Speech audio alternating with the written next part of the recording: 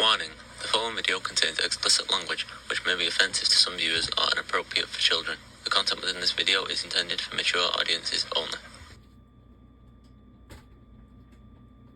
So let's address that. But for them to call for a ceasefire is Mr. Putin's message.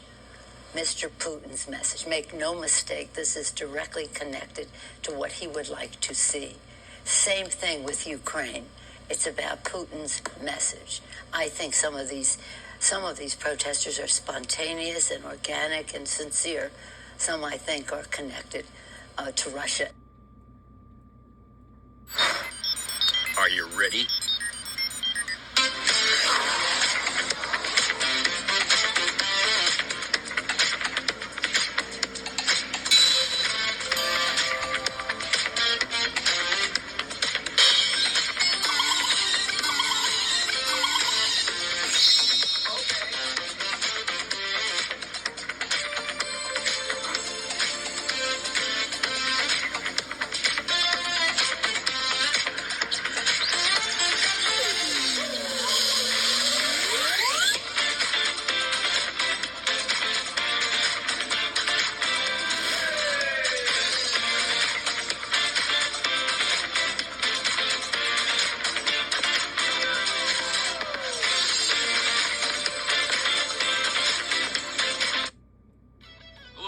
It's Jeff.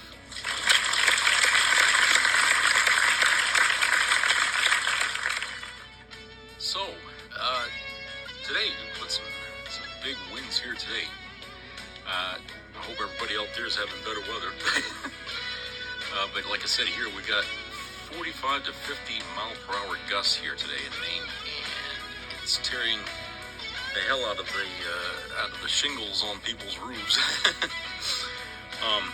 There's a tarp that was nailed down to the roof here by the landlord's people, and the wind has pseudo ripped it off the roof. It's hanging by just one corner, and the wind has been whipping it to no end. Here, let me show you.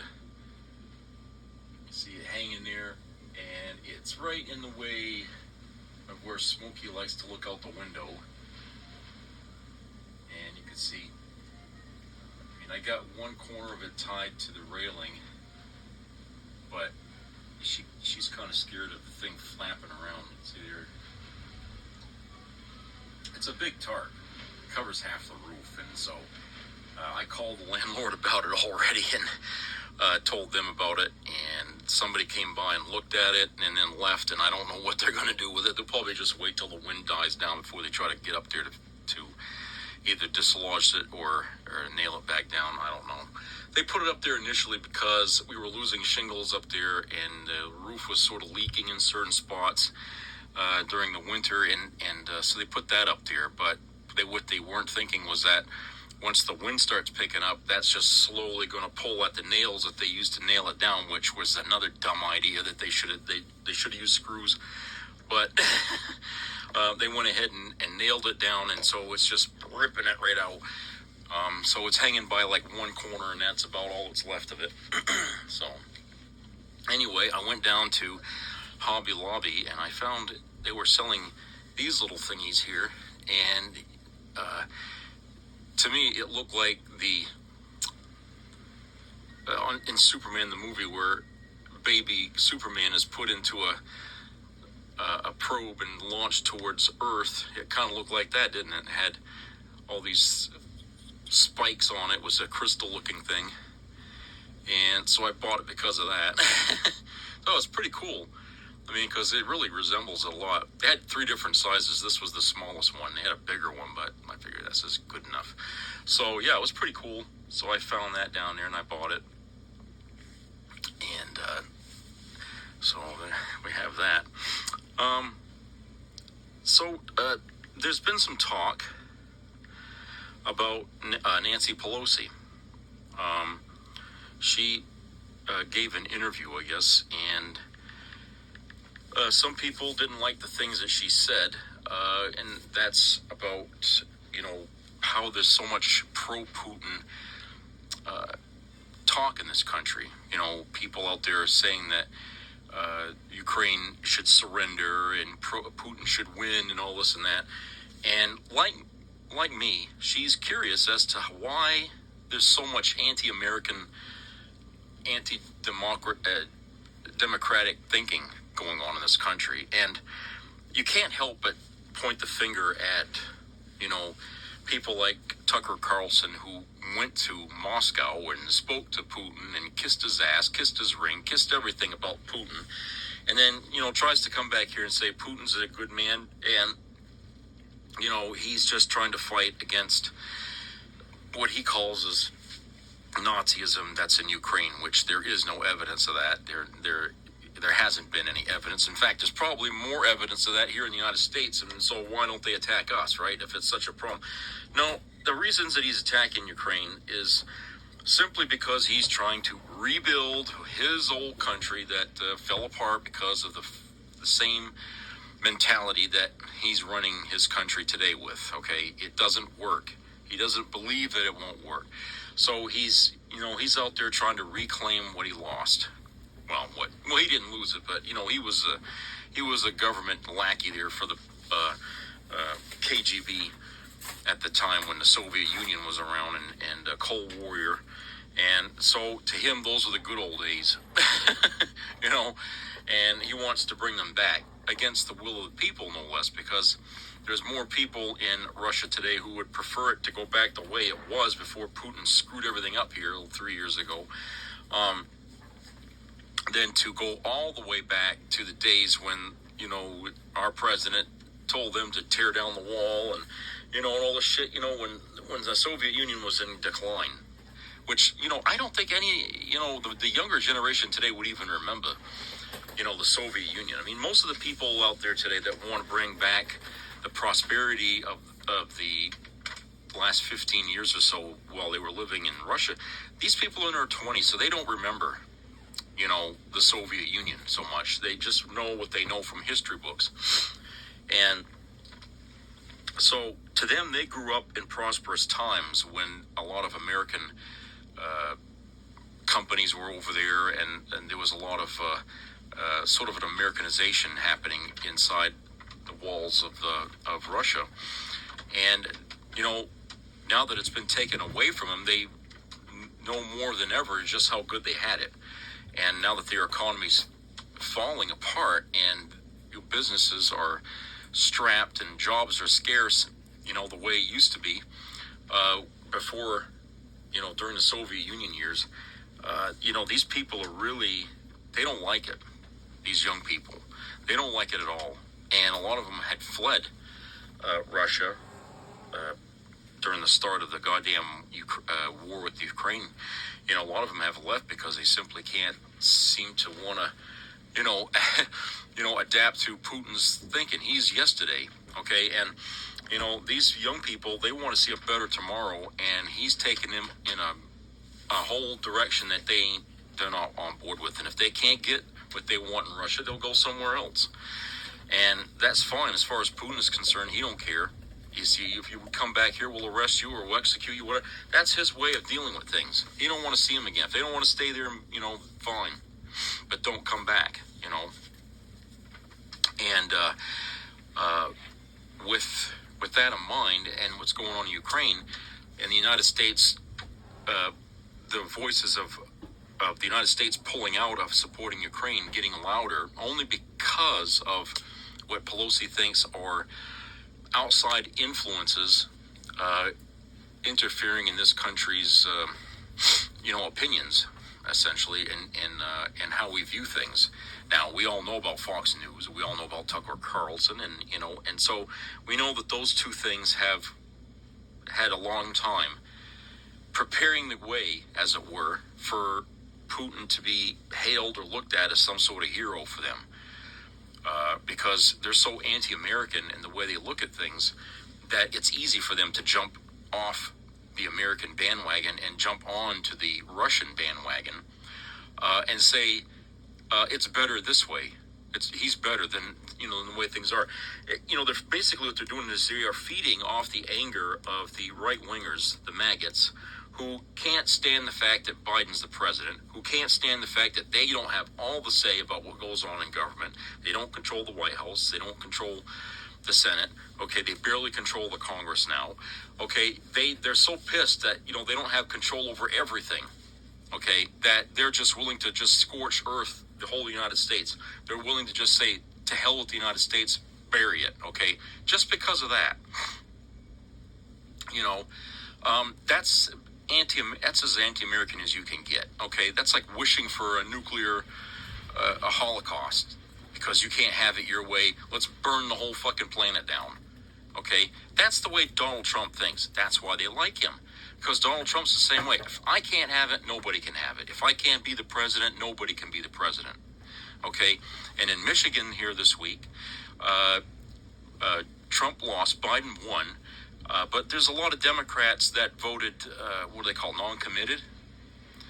And I want to ask these people, okay, I understand why you said non-committed. You're pissed off about what's happening right now with Israel and Palestinians and God. You know what I'm saying? I understand that. I don't like what's going on over there either. I don't like to see all these innocent people getting shot and blown up and all that stuff, and the kids and everything, okay? I wish they could stop and just talk instead of fight, okay? Because the fight's going on, it's costing too many lives. Let's talk now. I'd like to see that too, but I'll be goddamned if I'm going to set our country up to have a fucking Trump back in the White House as president and think, oh, he's the one that's going to fix this problem. That's not going to happen. You can make your voices heard. Biden will listen. Trump won't listen. If he becomes president, you can forget your protests. You're going to have to go to bed. Okay? He won't listen to you. He's not going to care what you think. Because one thing, you're a Democrat. The other thing is, you know, he's on the side of Putin. And he's you know, his motives won't be so clear to you.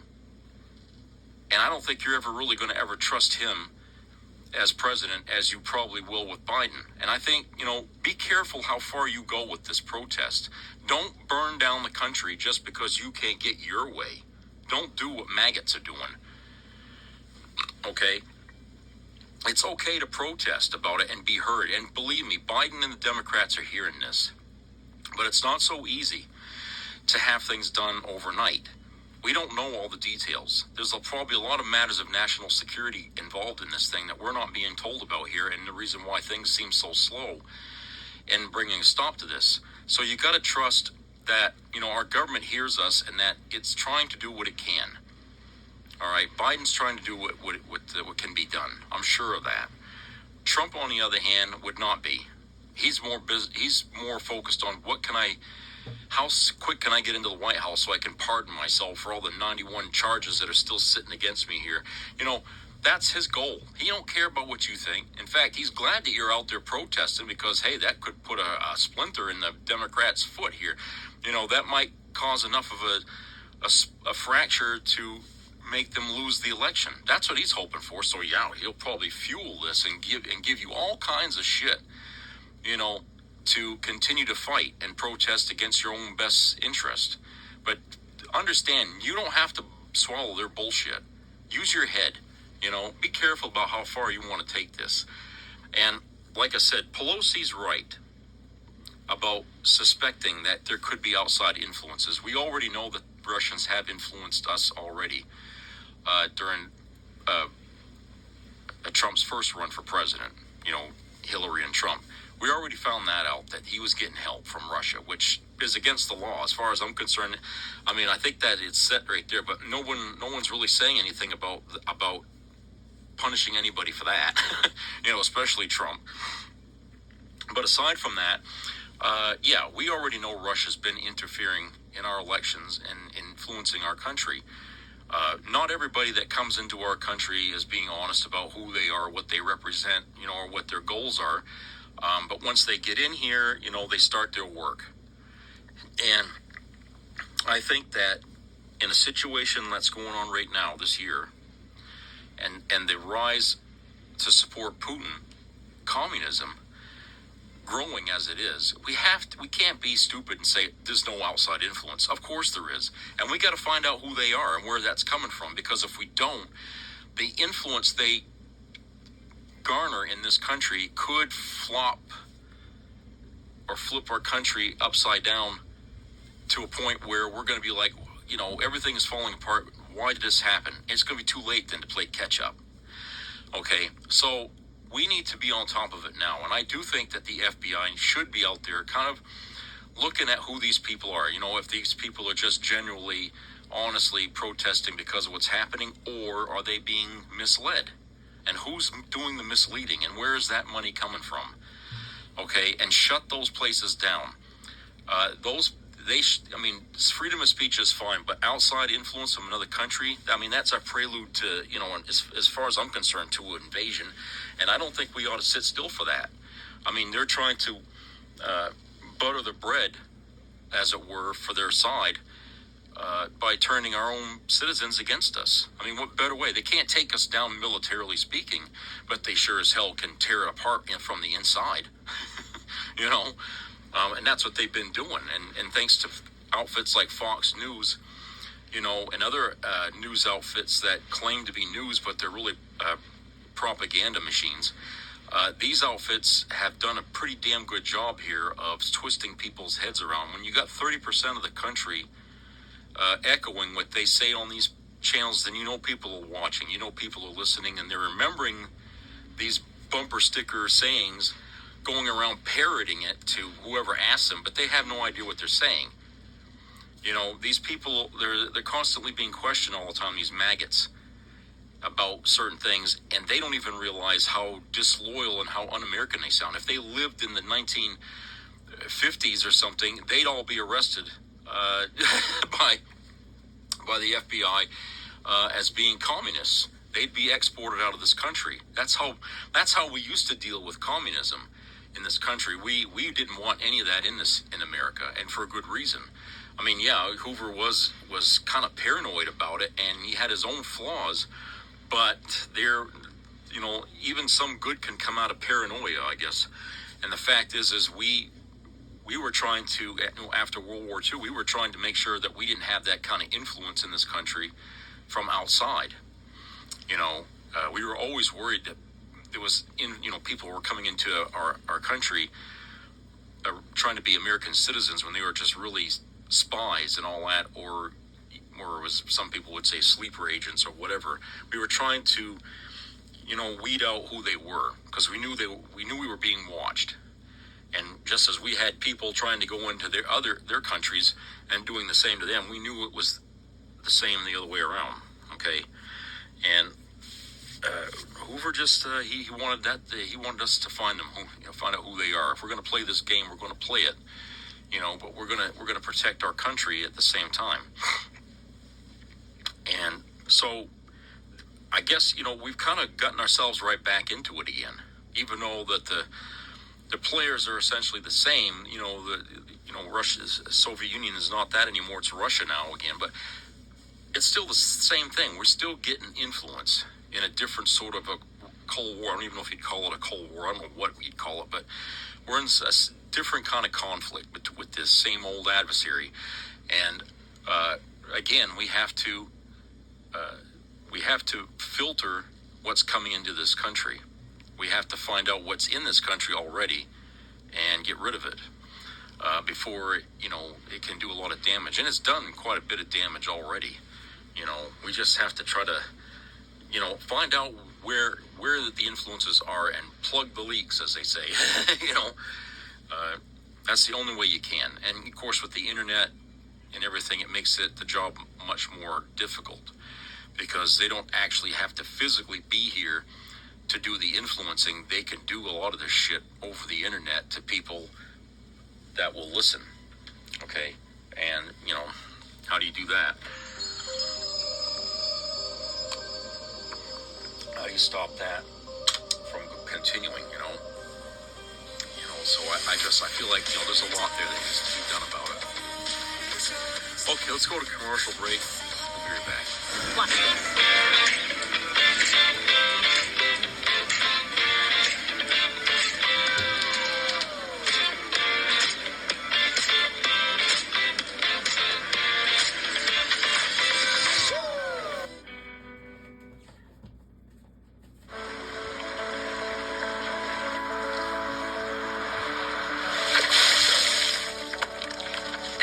is me. This is me.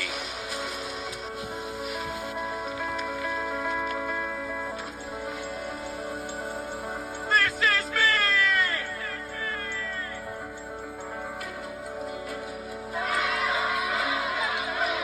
This is me. I'm Alex Curtis. I'm a lobsterman in Maine, and this is me.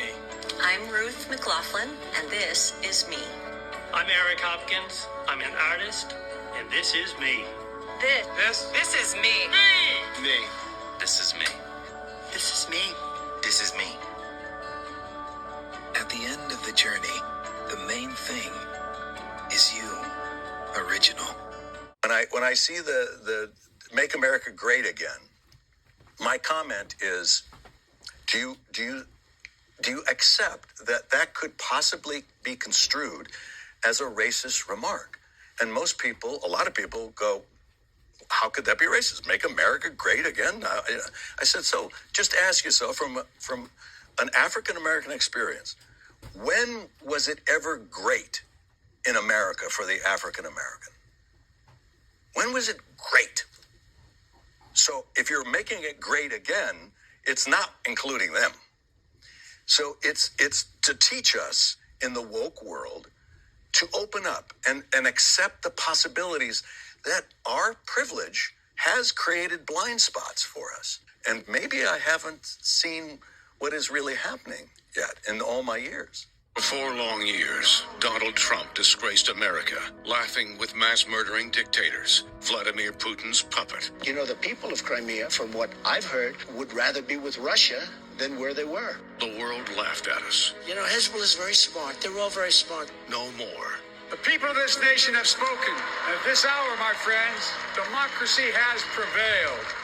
Today, America once again leads the free world. A respected leader, steady, determined, who knows America is great because America is good. We stand with Israel. Today, tomorrow, as we always have. Under President Biden, our friends are stronger, our enemies weaker. This is not about party or politics. It's about the security of the United States of America. A strong economy at home, a respected America abroad. President Joe Biden, an American president.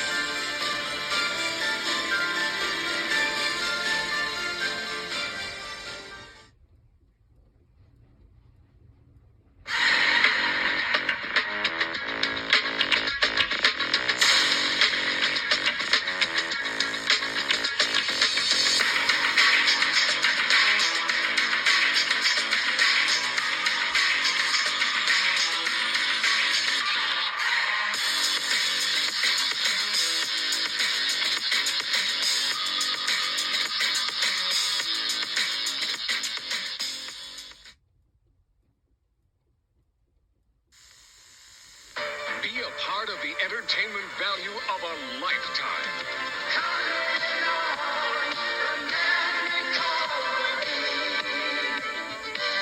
I loved it. It was the best performance I've seen in a lifetime. I loved the show.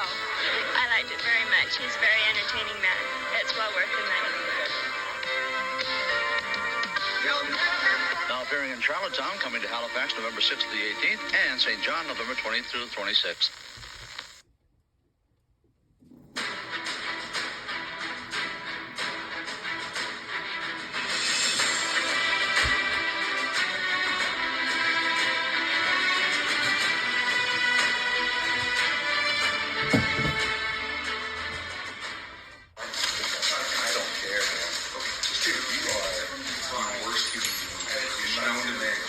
I want you to to this state, to the United States, to everything else in this world. I don't care that you're not here. What you've done to people's families, what you have done to everybody else in this society. Son,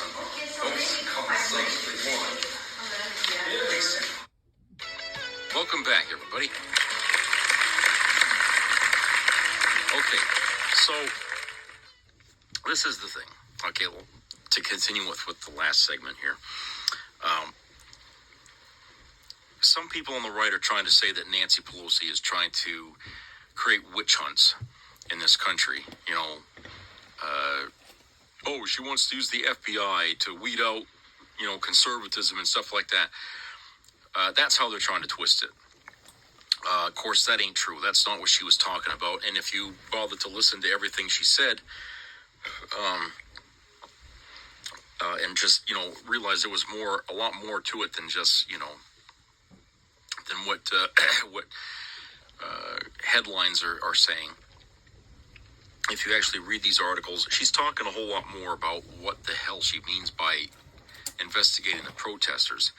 She's not saying that we should just go out and round these people up and interrogate them. She just wants the FBI to make sure that these people are really American citizens and that, you know, they're not tied to any outside influences in any way, okay? And just make sure that these people are legit, that these are really, you know, legitimate feelings, and they're not just people out there trying to push an agenda, okay, for somebody else. That's what she's saying, and that's what I'm saying. I say that, you know, we got laws, privacy, all that stuff in place, but in order to have those laws, you got to be vigilant about people trying to turn them inside out. So we have to do this, you know, whether we like it or not. We have to check these people out, make sure that it's all legit. Otherwise, we're just setting ourselves up to be fools, okay, for when the day comes when we find out too late that, you know, the United States was under so much influence by another country, we couldn't even have honest elections about honest candidates because they were all bought and paid for by this country, okay? Do you want us to live like that? No.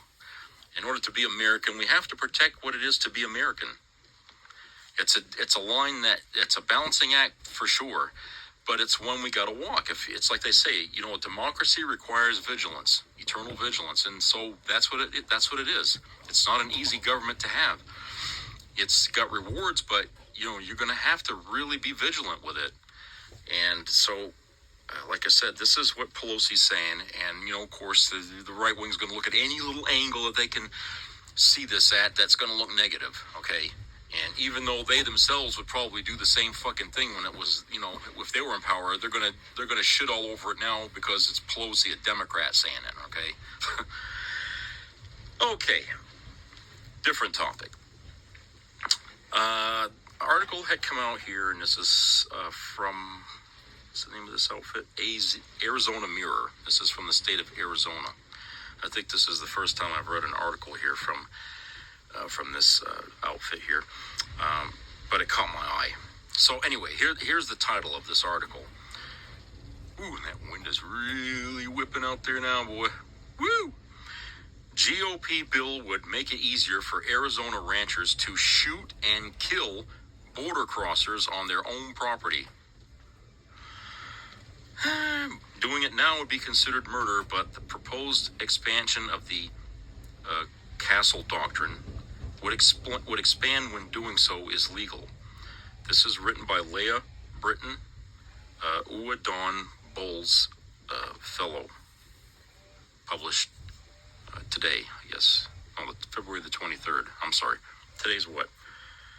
Okay, this was published a week ago. All right, so here's where it goes here. And of course, you got pictures of guns on the of course. Arizona Republicans want to let ranchers in southern Arizona legally shoot and kill undocumented immigrants who cross their land. What are they going to do, ask them if they're legal or not? Or are they just going to shoot on sight even if it's an American crossing them? A bill moving through the State House of Representatives would make changes to the state's existing Castle Doctrine law, which permits Arizonans to use deadly force against people who are trespassing or breaking into their home. Representative Justin Heap, and Mesa Republican, told the House Judiciary Committee on the 14th of February that his House Bill 2843 is designed to close a loophole that he claims has led to, quote, increasingly larger numbers of migrants or human traffickers moving across farm and ranch land, unquote. The bill comes as an Arizona rancher awaits trial after he was arrested and charged with second-degree murder and aggravated assault for killing 48-year-old Gabriel Cuen-Botimia after he shot at a group of unarmed migrants walking through his 170-acre ranch outside of Nogales. Smoky. Under its provisions, 73-year-old George Allen Kelly could have been justified for allegedly killing any of the migrants. The bill expands the Castle Doctrine law by changing the law to allow deadly force to be used if the intruder is either in the shooter's residence or on his land and the shooter feels threatened. The law currently requires the intruder to be both on the land and in residence or other structure designed for habitation. Quote, language like and or either, that one word can completely change the meaning of how this law is then applied, unquote, Heap said. Quote, if a farmer owns 10,000 acres of farmland, his home may be a half a mile away from where he is, and if he sees someone on his land, can he approach them and remove them from his property? This is an amendment to fix that, unquote. Heap did not respond to requests for comment on this bill. If passed, the change of and to or in state law would give a much broader defense to people who use deadly force as property would only have to satisfy some of the requirements instead of all of them, said criminal defense attorney Jack Litwalk. Quote, the idea with the Castle Doctrine is that you are supposed to be able to defend house and home, unquote, he said. Quote, this seems to broaden it to say you can shoot someone that's just on your actual property, unquote. Litwalk said that he believes that Heap's legislation would extend self-defense laws to justify the use of violent force similar to the events that led to Cuen-Botimia's murder. Arizona is one of about 30 states with laws that remove the duty to retreat first before taking violent action, setting Arizona apart from states like Florida and Louisiana that are among the 10 states that do have explicit stand-your-ground laws permitting violent force if one feels that they are being threatened. Such laws sparked national debate in 2012 after Florida neighborhood watch volunteer George Zimmerman was acquitted of murder charges after claiming self-defense and fatally shooting 17-year-old Trayvon Martin, who was visiting his father. The conversation was reignited last April when 16-year-old Ralph Yarl was shot in the head and arm by an 84-year-old homeowner for ringing his doorbell. Many worried that the shooter would be protected by Missouri's Stand Your Ground law. Just days later, 20-year-old Kaylin Gillis was shot and killed by a homeowner in upstate New York after she and her friends pulled into the wrong driveway while looking for a party. Still, these incidents are not anomalies. A 2022 JAMA network study showed that, quote, stand your ground, quote, unquote, laws are linked to an 8 to 11% increase in monthly rates of homicide and firearm homicide, leading researchers to conclude that the enactment of similar legislation across the country was directly related to an increase in violent and avoidable deaths. In committee, Representative Alex Culloden, Republican from Scottsdale, praised the bill for protecting people who could be accused of using excessive force in these situations. Quote, this is a great Second Amendment bill that is also protecting the rights of the accused to make sure we are taking ambiguity out of our law, unquote, Culloden said. It passed through committee with a 5-3-1, with every Democrat on the panel voting against it. On the floor, Maryvale Democrat Representative Annalise Ortiz was a, quote, strong no, unquote, on the measure. Quote, HB 2843 expands the Castle Doctrine law in a way that I think is very dangerous as guns continue to wreak havoc upon our communities. I do not think there is any sense in giving a green light to more extrajudicial killings, unquote, Ortiz said. The bill was approved by the State House on February the 22nd by a 31-28 vote with Republicans in favor and Democrats opposed. It now heads to the Senate for further consideration. Okay, so very troubling. You know, certainly painting a picture here that illegal immigration in Arizona is so bad that it's, destroying their whole state and everything and yada, yada, yada. Okay, they're making it seem like these people are worse than rapists and worse than the killings that happen from our own Americans, every day. Okay, and so now they're trying to say we can shoot them on sight. Well, who's going to make sure that these people they're shooting are really who they say or who they think they are? Are these people with the guns going to go over there and ask for any identification, ask for anything, other than, the color of their skin if they see them? I mean, do you really think these people, these gun are really going to be that particular, and that careful? No. What's going to happen is the minute they see anything out there on their property, a silhouette even, that's going to be a target, a bullseye, okay? Because when everything... when you're a hammer and everything looks like a nail, you're just going to hit it all, okay? So that's what these people are. And the fact that the state is putting in their hands this responsibility protecting their border by shooting these people on sight, shows the level of depravity that exists in the ranks of these so-called Second Amendment believers and these Republicans who defend it, okay?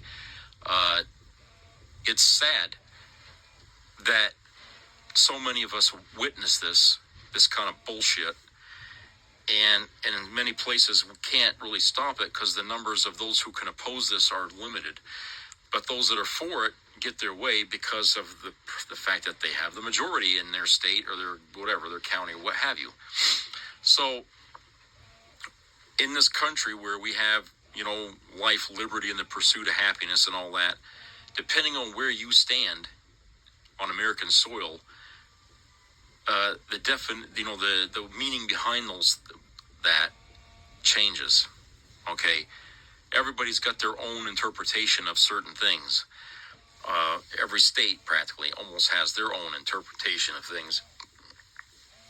And if you live in a state where they look the Second Amendment to be more important to the First Amendment, or any other amendment, you're going to be living in a state that's not going to feel very much like the United States or what you think the United States should be. And of course, the opposite is true in other places. But the fact is, we can't seem to get, the states seem to just slowly ungrapple or unclaw themselves away from the fact that, we're all supposed to be one country here with a base set of values. And now those values are becoming too much for some of these people to believe in, okay? And for some of these people, it seems really strange considering the things they do believe in and the fact that they still want to stay here and live in this country. And it's like, well, why? Because it's so against everything you believe in. Why do you want to stay here? There's all kinds of countries on the planet that would agree with the way you think. Why don't you go live there? Or is it because you just, instead of wanting to find a different land or a different country, you just want to destroy the one you're on instead?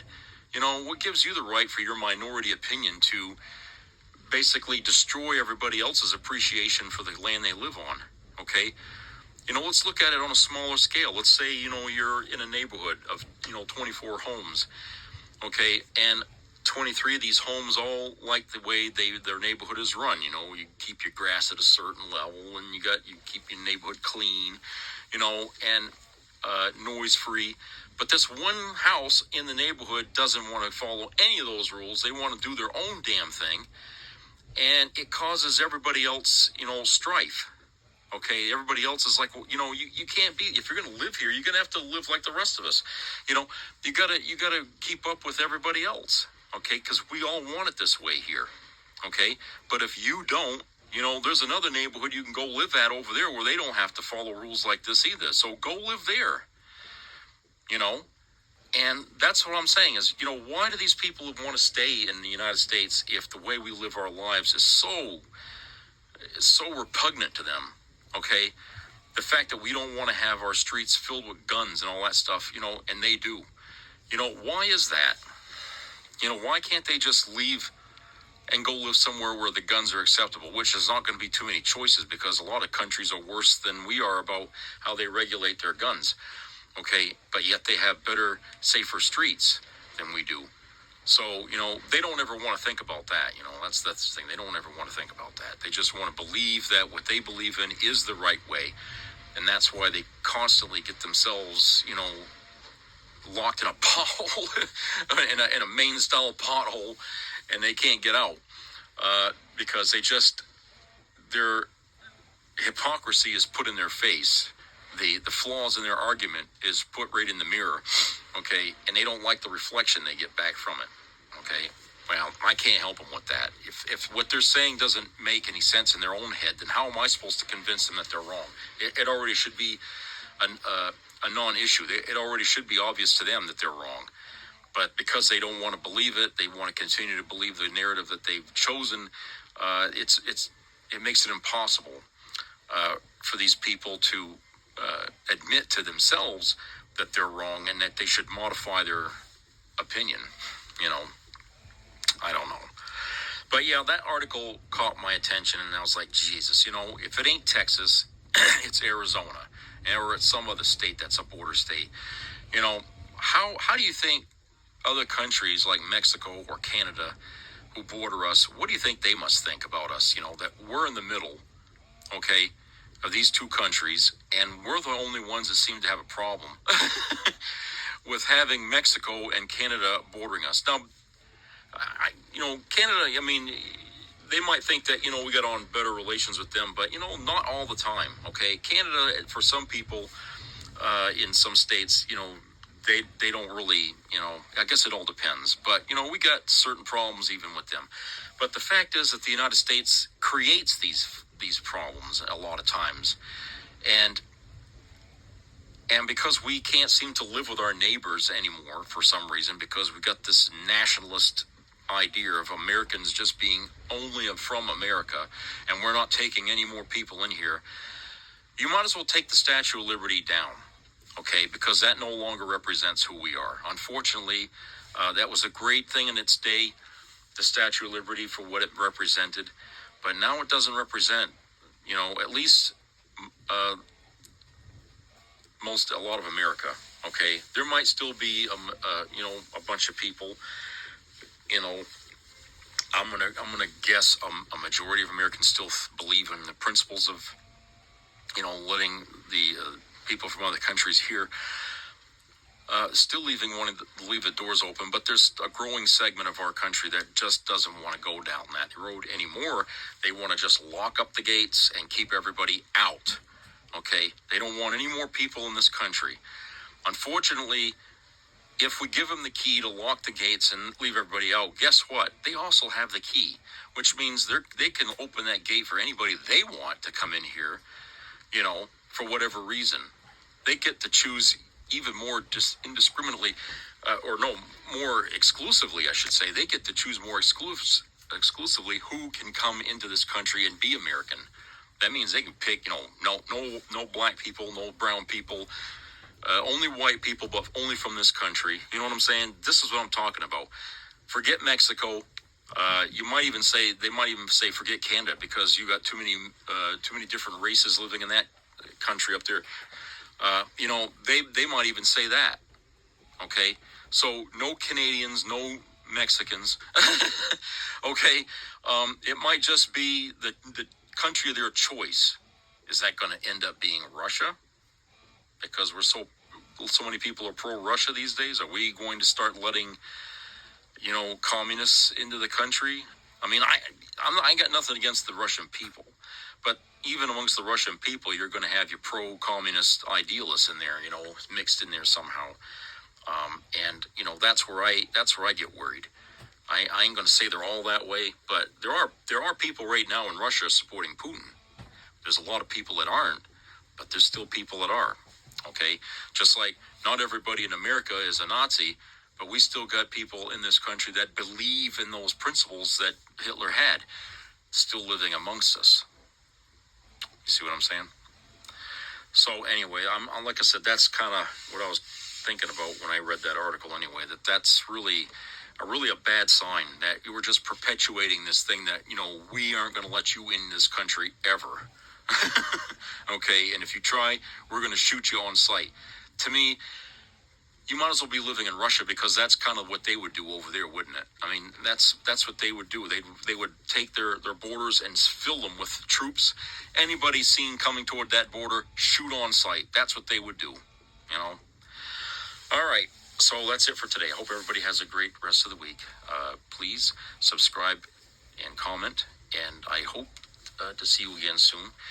Stay warm out there and watch out for any viruses that are coming around.